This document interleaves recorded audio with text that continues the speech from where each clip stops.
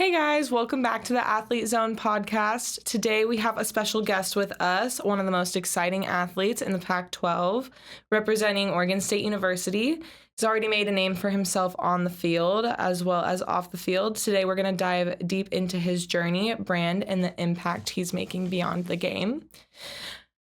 So today our guest is Gabe Milbourn. Welcome to the podcast. How's it going? It's going great. No complaints. Awesome. So today we just want to talk about your journey from your early days in California to becoming a D1 athlete.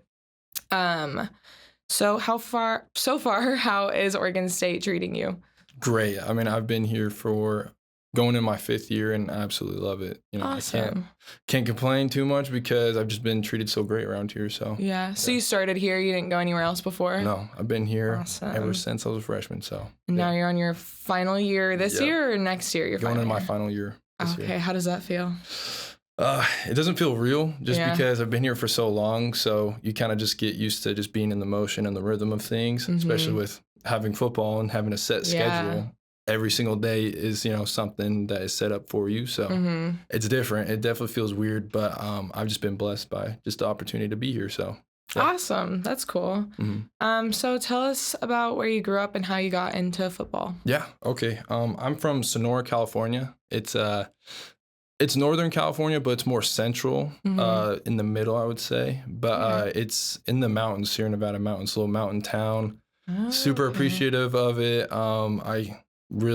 I'm just so grateful that I got to grow up there, lots of trees.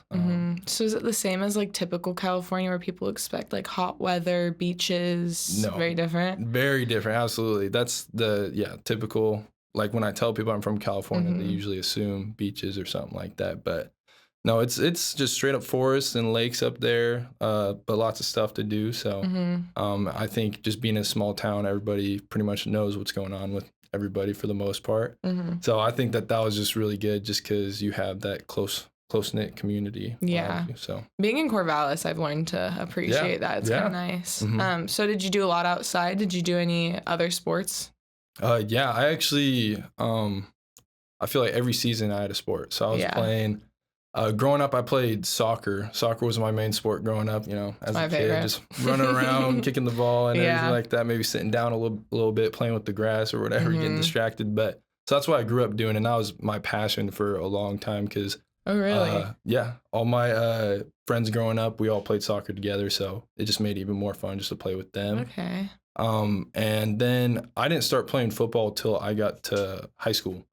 So, and then before that was just basketball. A little bit of track, but So what shifted? What made you switch to football? Biggest thing was that I was big. I was a big kid, so I knew that soccer just wasn't as physical as I wanted it to be. And then basketball was fun, but I mean I don't have like crazy hops or anything like that.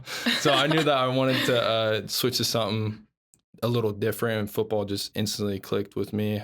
Just during doing like tryouts for the football team my freshman year of high school.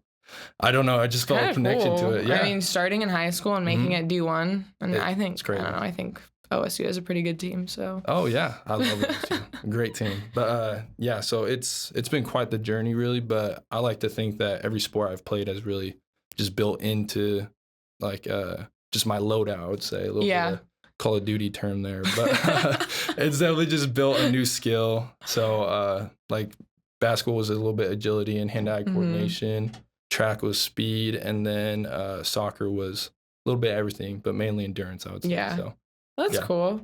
Was there a specific moment in high school that made you realize you had a future at the collegiate level? Man, yeah, actually there was. I just remember we were just going through season at the time, and it was I think it was my junior year of high school. I'd always just grown up playing sports for fun, really, and I have fun playing football. So, but it wasn't until my position coach and my head coach of my football team just pulled me off to the side after a practice one day and just literally like told me straight up what it's going to be. They just told me like, hey, we think that you have a future in this and you can actually go to the next level and play, but we're not seeing the dedication, the hard work on the field so far. We're not seeing that drive that we want to see from you. And that just kind of like clicked in my head, like, dang, I actually could have a future at this. Like it's not just for fun anymore. Yeah, no, exactly. And just like being in a small town, you think that's just such like something that you can't really do, really, just because you're so used to staying in this little community that you don't think you could go beyond that, really. Yeah. But man, it was just something that just, if these great coaches can see me going to the next level, like, why can't I see that? And then also just support from my family and friends, really, you know, they always just supported me all the way. Did a lot of people from your school on your football team end up going collegiate? A couple guys, actually, yeah. A lot of them, a lot of guys that I played with, I think, went to some junior colleges and tried to go to the next level. Like my quarterback, my senior year, great athlete and everything like that. He ended up going to junior college. So, yeah, and I think, you know, he's got great athleticism, and actually I got to check in on him, see what he's doing. But it's been a while. But yeah, a lot of guys have like gone to that next level. But again, small town, it's a little hard to go, just because your name's not getting out there as much. That's why I was super grateful for my coaches. I hadn't thought about that. It really depends on where you're coming from too.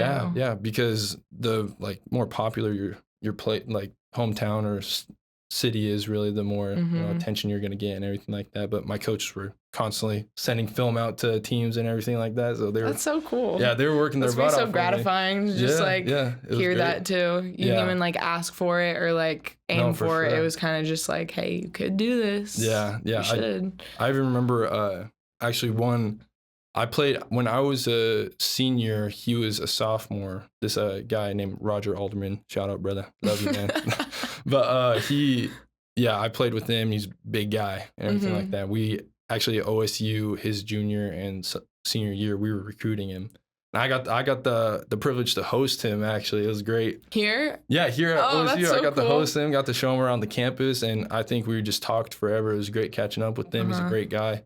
Sadly, he ended up committing to Utah, so it was kind of sad. But it's still cool. It's like a full circle moment. Like you guys find each other again. Yeah, so I'm really proud of him. But he's still at Utah that I know of, still playing at the next level. So that's cool. What were your biggest influences in and outside of sports? My biggest influence for sure was just my faith, really. You know, keeping those core values, really, and just having that community as well, just to support me. Like my parents always supported me growing up and just playing any sport, really. They would try to make to every sport, make crazy amount of sacrifices just to be able to pay for me to play those sports. I think sports are expensive. Yes, they are. Yeah, just even rec league sports is paying for those jerseys and everything like exactly that. Yeah, but lots of past coaches and my friends, some of my closest friends growing up with them, they just always supported me, always my That's cool. fans. And now even my wife too, you know, shout out to her. She's really just been such a rock for me and just supporting me all the way, even now. That's awesome. Yeah, I'm just so grateful to have her in my life. How long ago did you guys meet?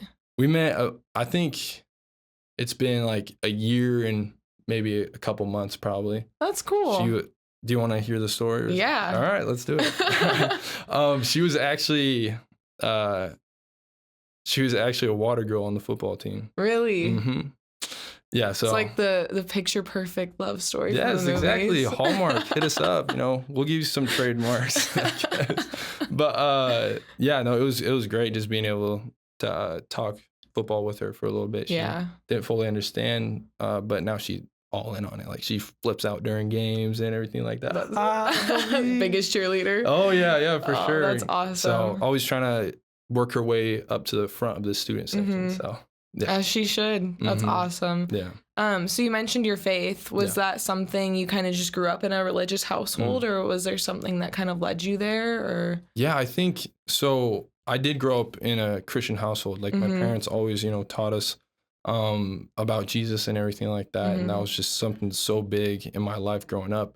But that's kind of how I always saw it as, was just something I grew up in. I didn't really take it seriously. And it wasn't really until COVID really that I really just started like walking away even more from it, just because, we couldn't go to church as much and I just didn't take it seriously in anyways. So I just decided like, why, even care in a sense. But then really came here my freshman year, still struggling. COVID was hard for a lot of people. Yeah. So you said you're starting your 5th year, so you were here 21? Yeah, 21. First year? Mm-hmm. Okay. Yeah. So it was still like we were still in masks and everything. Yeah. Wearing masks, even in my dorm room by myself for like, I think first month here in summer. That was rough. But and then it just kind of progressed, and then it got to the point with my junior year where I was just kind of like, I didn't like who I'd become, and I was just going nowhere in a sense. Like I had so many opportunities that I was just not grateful for in a sense, and just kept feeling bad for myself, and I was not in a good mindset. So I ended up just breaking down, praying for the first time in years, and really just like Jesus met me where I was at. And so I think that's like an experience I'm never gonna forget. And I know a lot of people are searching for a lot of stuff right now, but that's something that has majorly affected me. That's the story I hear a lot with a lot of my friends who became pretty religious as they've gotten older. Because, when your parents have you going to church, it's easy, but when you're on your own, it's different. But it seems like people usually end up facing something where they feel lost and they find their guidance. I think it's really cool. Yeah. Let's see. Okay. Oops. What was the biggest adjustment you had to make when you got to college? Biggest adjustment. I would say, I feel like typical answer, but it's just you're on your own now. Your parents aren't telling you that, you should go to bed at this time And you guys have a crazy schedule. Like I know all athletes have a crazy schedule, but I feel like you guys have to be up at the crack of dawn. Yeah, we got to wake up early. Back again right after dinner. Like I think, that's where it is. Certain times of the year, it's a part-time job in my opinion. Yeah. And then, but at other times of the year, it's a full-time job. Like sometimes I think during the winter, we got to wake up early for winter workouts, but then the rest of the day we have to ourselves. Yeah. Like, we don't really got to do that much. And then even during summer too. But during spring and fall, you got spring ball, and so you're busier. But you still have a little bit more time. Fall camp coming around soon, actually. I know a lot of football guys are looking forward to that. Man, yeah, when fall camp happens, I don't hear from any football players. Yeah. They're gone. You are fully just submerged in football the entire time. Yeah. Might as well, I think, I don't know we don't know what this fall camp is going to look like yet, but might as well, we just stay at the facilities all day just because. What is it usually? Is it just like lots of conditioning, or is it more like it's more of just, so what we do is you either get to lift early in the morning and then we have practice after that, but then there's an option to lift after also. And then you just, and then it's just meetings after that. And then you get a break for lunch and everything like that, and then more meetings later in the day and a walkthrough. Yeah. So it's pretty much just 6 a.m. to 8 p.m. I'll say. Jeez. Yeah. So making that transition, what do you feel like was your biggest challenge as like a freshman by yourself? Man, I feel like just relying on the guy next to you. Yeah. Just because they know exactly what you're going through. They're right in where you're at. So just being able to rely on them and lean on them, super important. I think like my freshman year, I had, some older guys to look up to, like Tegan Quintoriano. He's in the NFL right now. Same with Luke Musgrave. Just being able to watch them and kind of mimic what they're doing with their day and how they're scheduling their day also was huge for me. Yeah. Just because they know what it's like. They know what they've been through years of this. So might as well just look to the older guys and mimic what they're doing and then go on to the next thing. So that's cool. Yeah. I feel like there's a lot of stigma around athletes, like not being as serious about things. But man, the way I see that, at least here at Oregon State, like their sport is their everything. Oh, like, yeah. It is a full-time job for sure. Yeah. You've got to be committed to the grind. Yeah. Honestly, in order to be great, really. You got to make sacrifices. And I feel like that's something personally I kind of didn't get at first. Yeah. But now I'm getting into it. I think it's gonna be all like parties and fun and exciting, but it's hard work. Yeah. No, for sure. Yeah. All right. Well, I mean, we already hinted at it, but how was the training and preparation changed from high school to college? I would say the weight room was the biggest thing, honestly, because the coaches, the strength and conditioning coaches are just on another level. Like they're great.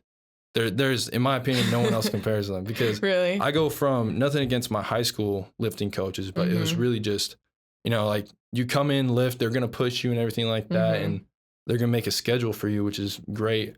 But it's it's the coaches that are going to make these certain lifts that are going to make you better in the end. And it's all about muscle endurance. That's the biggest thing. Just making sure your muscles can strain for long periods of time, because that's what football is. Yeah, that makes sense. So yeah, and all the facilities are different. Like you have I forget what it's called, like the cool tubs and you have to go to that after too. It's that's a whole process. That's something that I'm not looking forward to.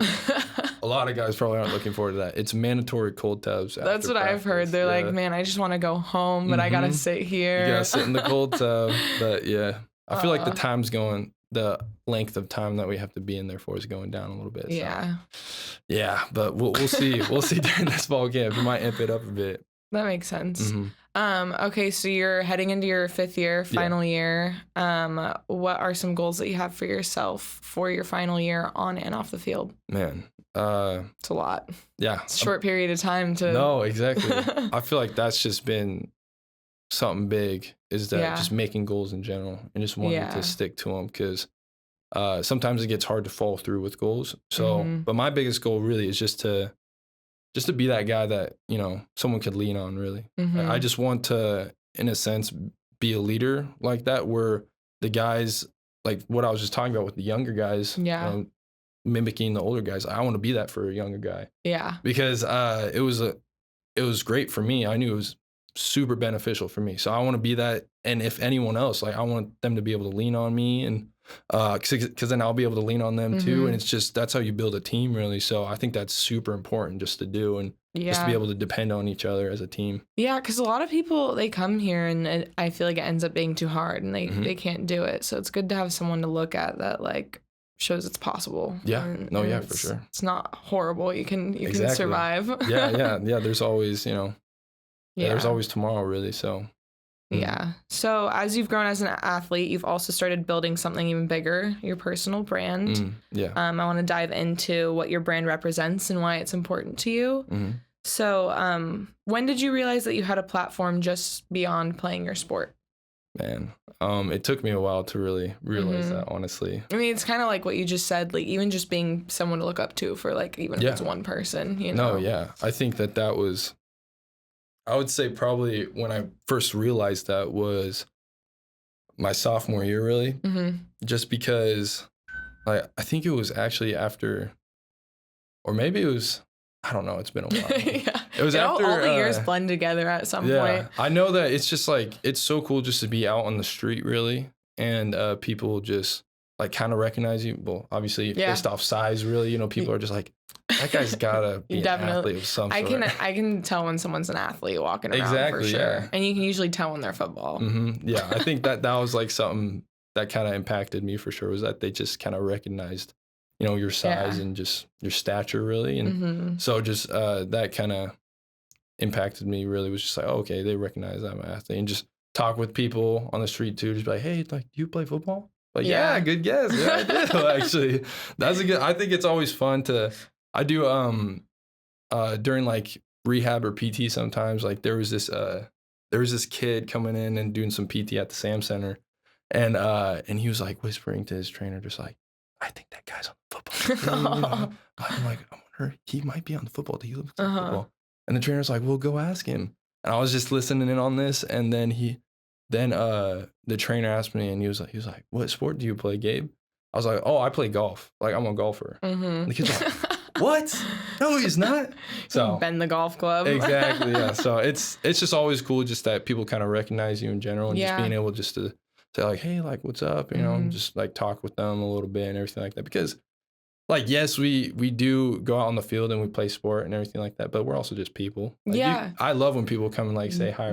I think that's honestly one of the craziest things for me coming here. Like growing up, I remember at school lunches, they'd have the Civil War would be coming up, Ducks versus Beavers, and they'd have cookies, and you'd pick whichever team, or you'd go to Starbucks and you'd tip Ducks or Beavers, and then I walk around with those people. Like, I have classes with those people. It's so weird. You guys are like mini celebrities, but you're just college kids too at the same time. Oh yeah, for sure. It's a cool experience. So how does your brand reflect your personality and your values? Well, I would say, you know, I want my brand. I want people to look at me and just like really see like Jesus within me in a way, and just like I want to leave a good impact on someone. I'm not trying to, come across any sort of way, really. I just want to be able to use my platform to lead people closer to Christ. Yeah. So I think that that's definitely something that is my brand that I want to involve with. So it's a good brand identity. So what advice would you give to other athletes that are looking to start their own brand? Man, I would just say, like, just be yourself, really. Yeah. Like, that's so important because, like what we were just talking about, people view you differently.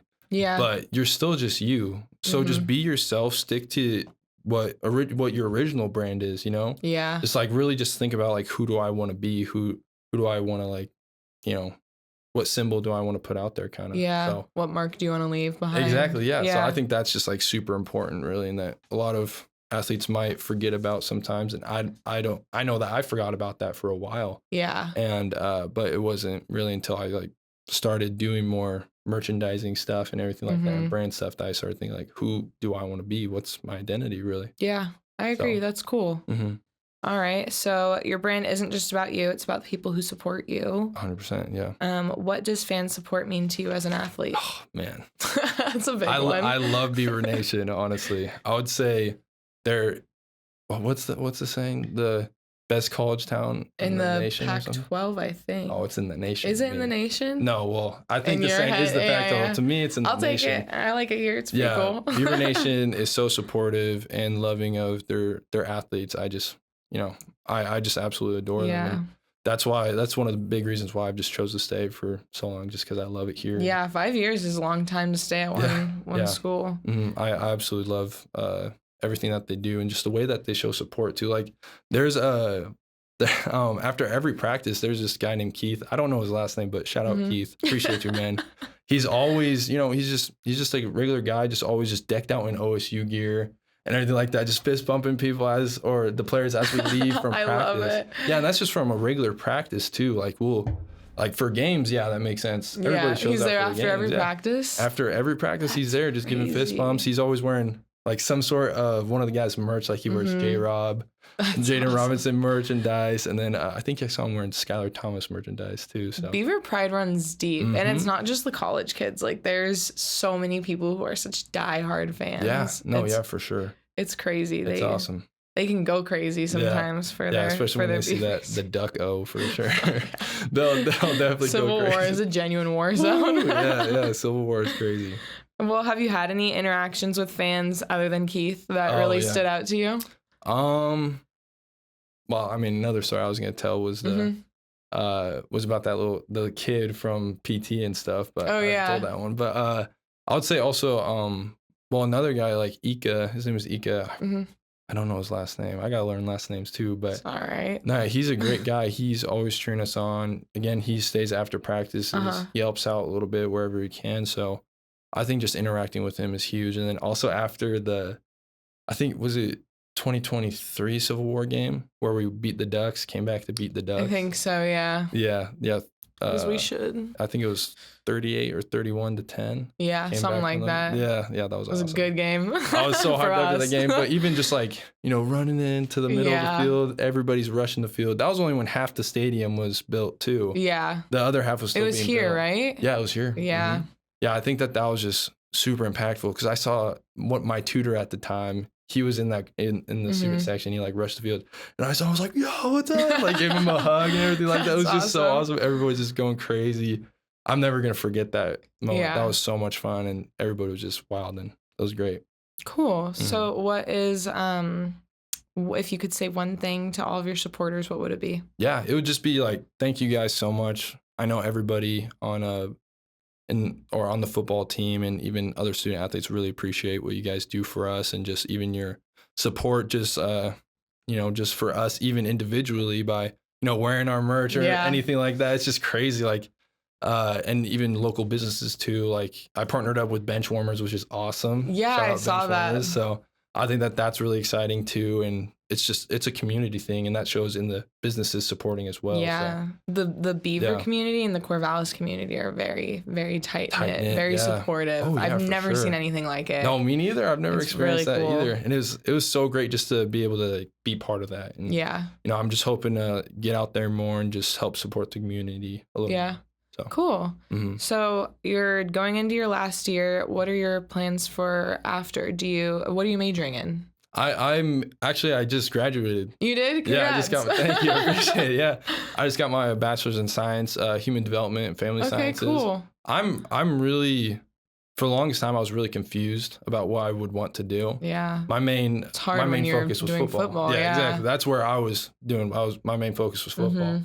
But personally, I love working with kids. Like, just messing with that kid. It's so fun. They're, it's awesome just to like learn more about their development and everything like that. And also just relatable, look back on your life and everything like that. Just like, oh man, I remember being like that. Yeah. So I think, something working with kids really. And growing up, my parents were actually youth pastors.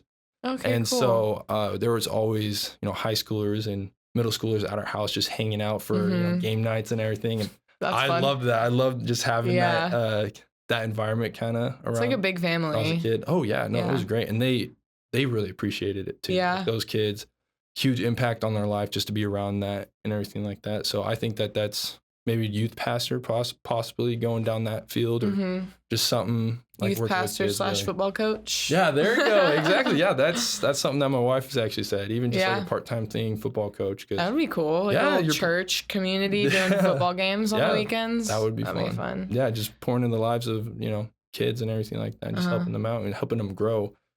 So. Yeah. All right. Well, thanks for joining us today. Yeah. Thanks for taking the time. Yeah. What's your Instagram handle?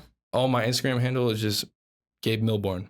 All right. Go follow Gabe on Instagram. All one word. Check out his merch on athletezone.com. Support him his last year this year. Thanks for watching, everybody. Have a good one. Yeah. Thank you. Go Beavs. Go Beavs. Go Beavs.